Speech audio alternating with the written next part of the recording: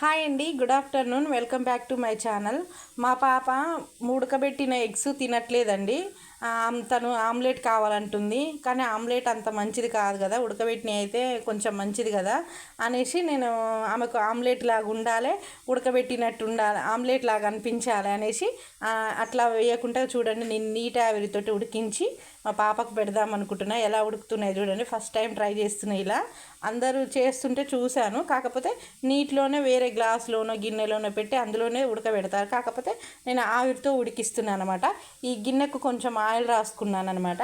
రాసుకున్న తర్వాత అందులో 2 ఎగ్స్ వేసాను, కొంచెం సాల్ట్, కొంచెం కారం వేసాను అనమాట.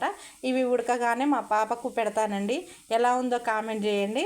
మా పాపకు ఉడకబెట్టినలాగా ఉంటుంది, తనకు నచ్చినట్టు ఆమ్లెట్ లాగా అనిపిస్తుంది అనేసి నేను ఇలా చేశానండి. ఎలా ఉందో కామెంట్ మాత్రం చేయండి. Thank you for watching. Bye అండి.